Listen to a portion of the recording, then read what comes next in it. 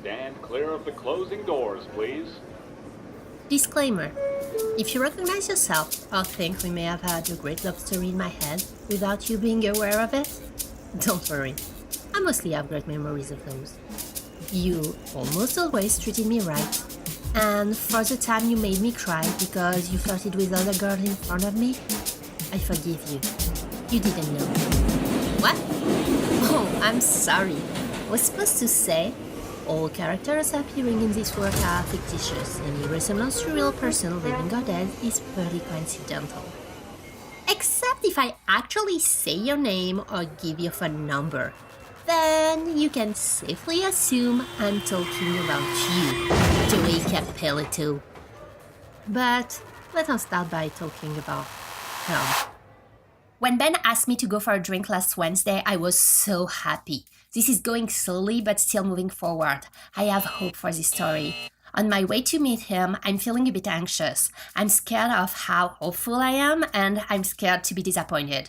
It's ridiculous, I know, but I can't help it. I feel something will finally happen between us tonight. Seeing each other twice in a week, it's definitely a good omen.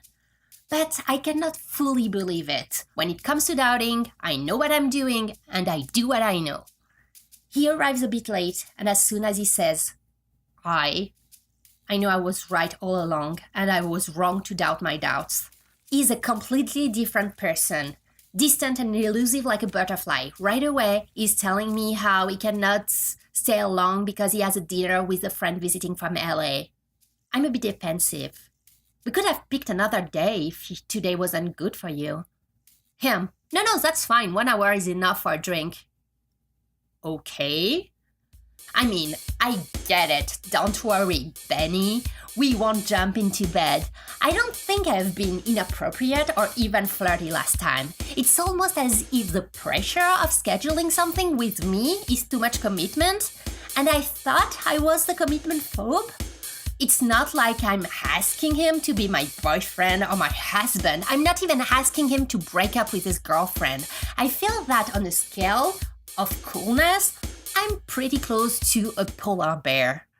It's really weird. Despite my best effort, the conversation never takes off. It's dry. And we are not even at a McDonald's or talking about terrorism. It's almost as if he's blaming me. But if he blamed me, why would he organize that drink? He does a couple of work emails during the 1 hour we got together. I'm like, should I leave to get you do your work? He says a bit embarrassed. No, I'm sorry. It's just that it's a bit crazy right now at the office. That's why I wasn't able to do any other days this week. Oh, okay. No, seriously, I'm really, really sorry. And he puts his phone away for 2 full minutes before looking at it again, but this time he tried to include me. Oh, it's a text from my confidant. She helped me with the analysis of an email I received. I look a bit confused. Yeah, I'm back on the market. I'm sorry, what? Yeah, I broke up with my girlfriend, and there is this girl who hung out with me and my friend last weekend. So I asked her to go to a concert with me, and she was like, I'm not sure I'll be available, but get back to me next week. I'm sorry, what the fuck? I composed myself and played cool. Yeah, that doesn't seem well engaged. What is your confidence saying about it? Him. Yeah, the same. She says I should let it go. Me. I can only concur. If she didn't say yes, she might be playing hard to get, but she's probably just not that into you. I'm sorry. I managed to keep my composure until the end of the drink. I decided to walk home. I need the time to think about what just happened. Every single thought I had are now back in revolution. He broke up with his girlfriend. Maybe what happened between us really meant something to him too. But why is he talking to me about another girl? Is he trying to make me jealous? Maybe he's just clumsy and didn't know how to tell me he's now single? I mean, I already knew he was a bit awkward, but this is a different level. two options here. He's either a good guy a bit awkward or a weirdly honest asshole. Suddenly, I'm overrun by fear. If he's a good guy who broke up with his girlfriend for me, it's a lot of pressure. I'm not even sure I like him that much. I feel on the edge of a cliff. Below me, the void. Oh my god, I feel dizzy. My instinct thoughts are, no, no, no, no, no, no, no, no, no, no, no. I need to breathe.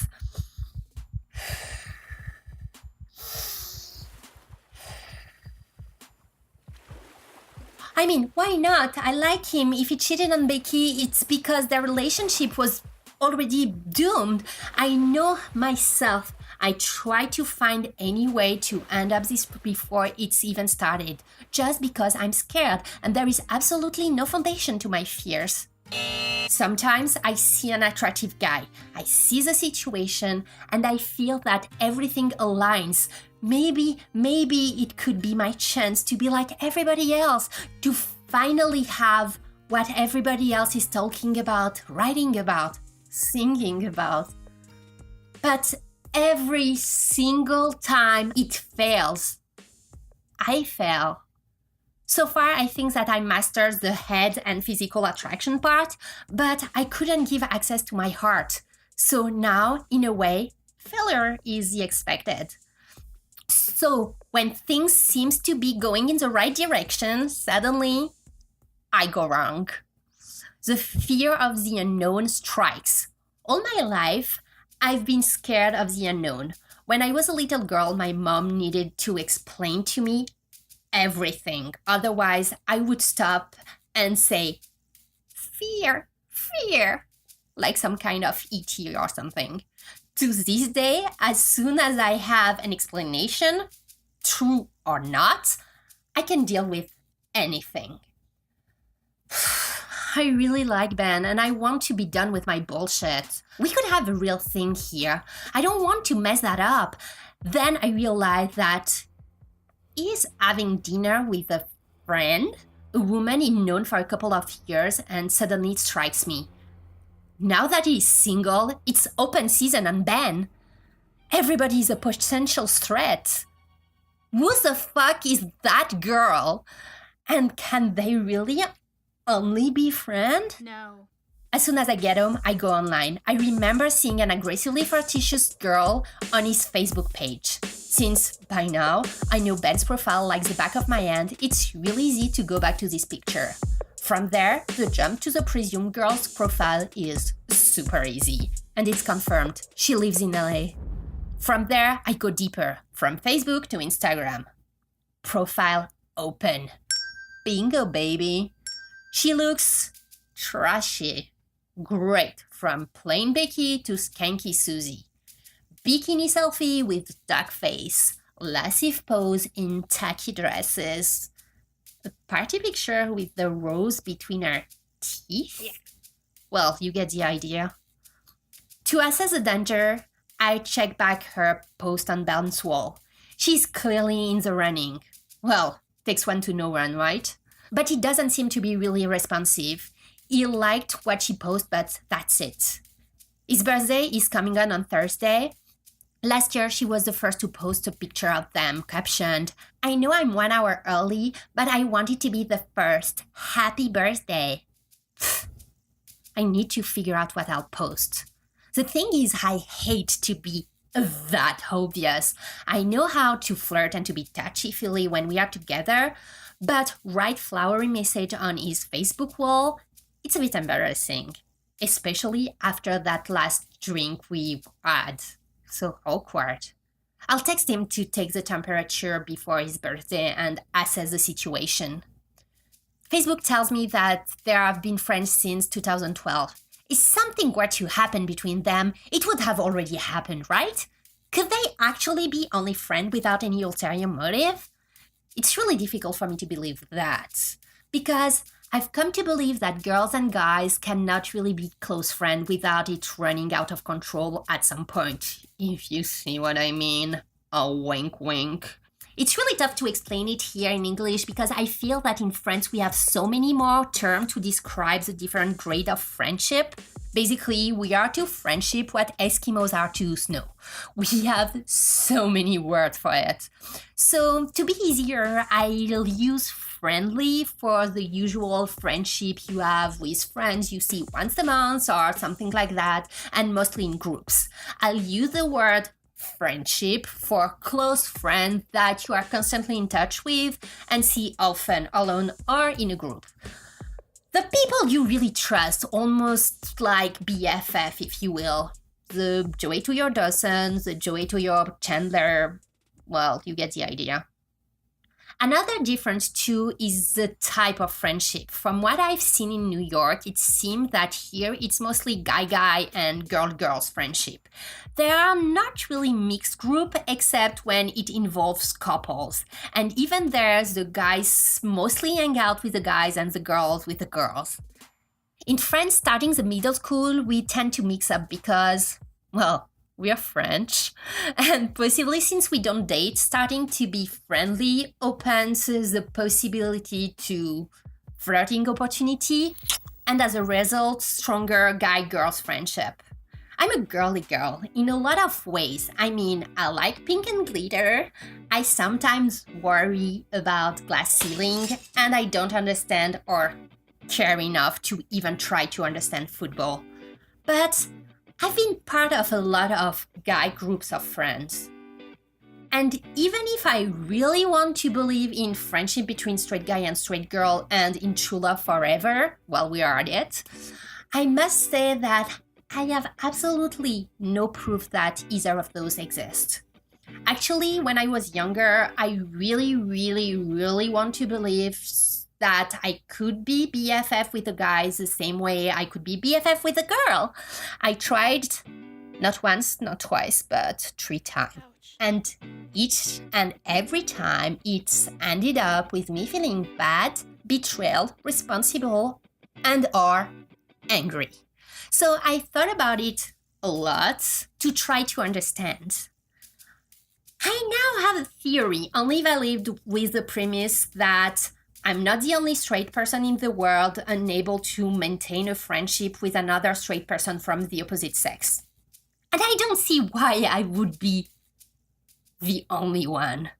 From what I've seen in real life and in Entourage, in a guy-guy friendship, guys don't talk about their feelings and their relationship the way we girls do.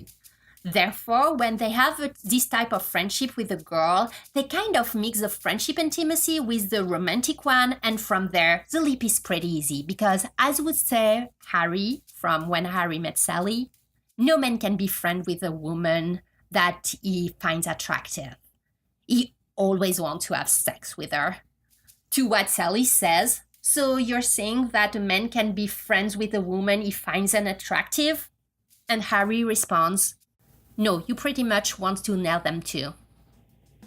But I don't think this should be a seduction strategy though, because unfortunately you can never accurately predict how it will develop and you could get stuck in the friendly zone. A lot of guys are bad at being good friends and create intimacy, friendly and else. My solution now?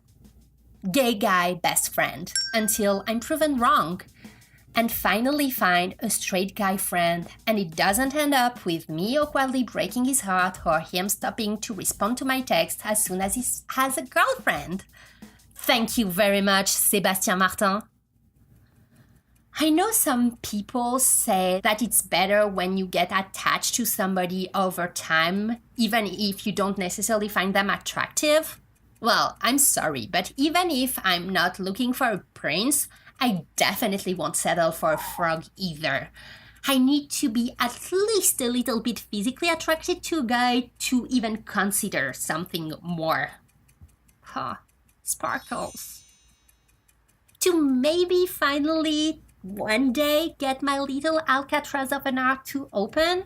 Speaking of making my heart beat faster, at the end of the drink, Ben dropped a "Bye, babe," while I was walking away. Was it specific to me? Like in a flirty way? Or is it something he says to everybody? Maybe it's just a shady way to not mix up the name of all his girls. If it's affectionate, I'm happy about the intention, but I kind of prefer for him to say my name.